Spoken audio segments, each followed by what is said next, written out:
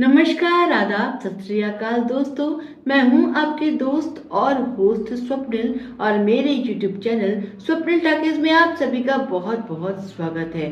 दोस्तों, आज के इस एपिसोड में मैं आपके लिए एक ऐसे गीत से जुड़ा किस्सा लेकर आई हूं जिस गीत को तैयार किया गया था किशोर कुमार जी को ध्यान में रखकर, लेकिन किसी वजह से ये गीत उस वक्त बन नहीं पाया और कई साल बाद उनके पुत्र अमित कुमार ने इस धुन पर आधारित गीत को गाया और ये गीत जबरदस्त हिट हुआ, ब्लॉकबस्टर साबित हुआ और इस गीत को लोग आज भी याद रखते हैं। आप जानना चाहते होंगे कि कौन सा है ऐसा गीत।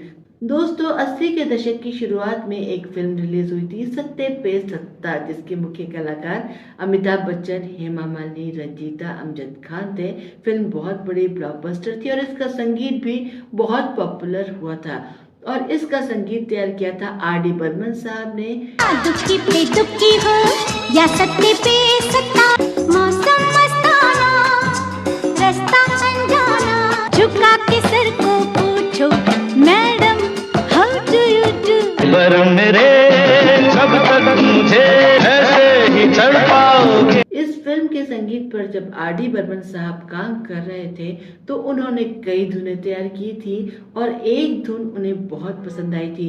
फिल्म में उनके साथ लिरिसिस्ट गुलशन बावरा जी काम कर रहे थे, जिन्होंने फिल्म के गीत लिखे थे।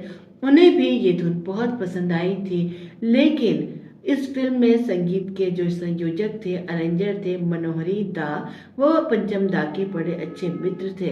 उन्होंने पंचम दा से कहा कि इस फिल्म के जो किरदार है वो काफी रफ टफ है और ये जो धुन आपने बनाई है बड़ी प्यारी सी रोमांटिक सी है।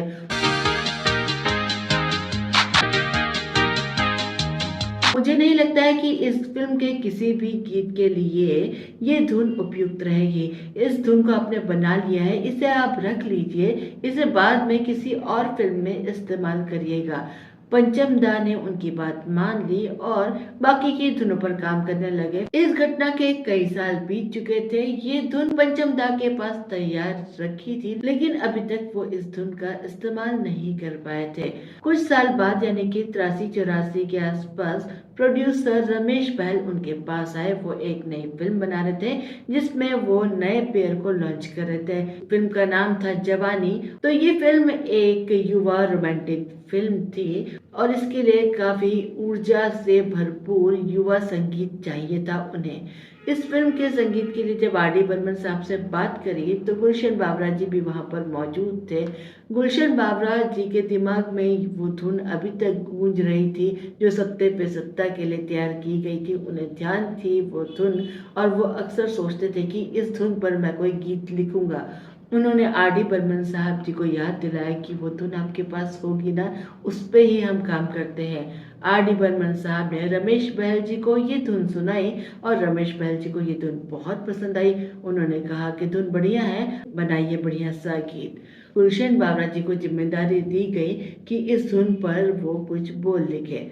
कई दिन बीत गए, गुलशन बावरा जी गीत नहीं लिख पाए। अक्सर गुलशन बावरा जी कोई गीत लिखने में ज्यादा से ज्यादा 1 घंटे का समय लेते थे, लेकिन इस बार तो कई दिन बीत चुके थे। पंचम दा रोज उन्हें फोन करके याद दिलाते थे, तकाजा करते थे कि क्या हुआ, अभी तक बोल क्यों नहीं दिए।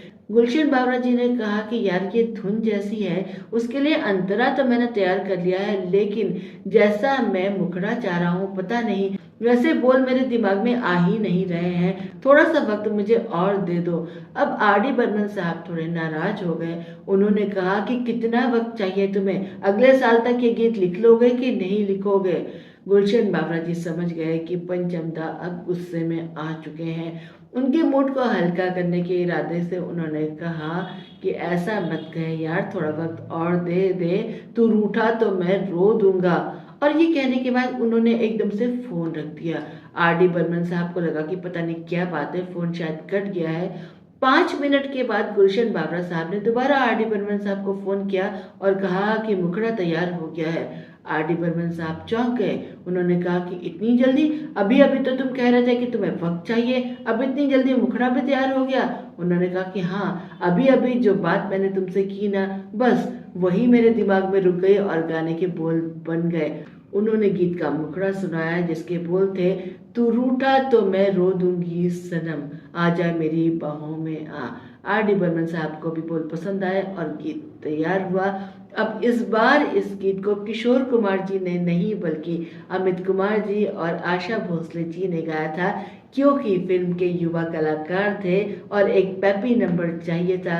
अमित कुमार जी युवा थे, उनकी आवाज में ताजगी थी और शायद इसीलिए ये गीत पंचम ने इस बार उनसे गवाया।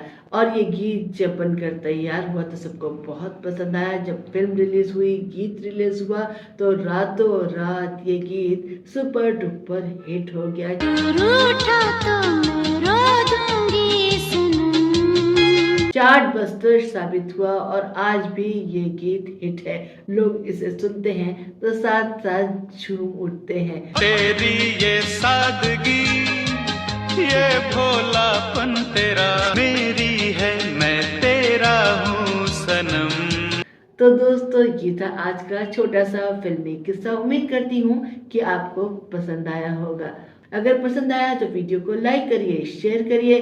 चैनल पर नए हैं तो इसे सब्सक्राइब करिए, बेल आइकन को हिट करिए जिससे कि सभी नोटिफिकेशन आप तक समय से पहुंच पाए। मिलती हूँ अगले वीडियो में कुछ नई फिल्मी जानकारी के साथ। चलती हूँ, नमस्कार।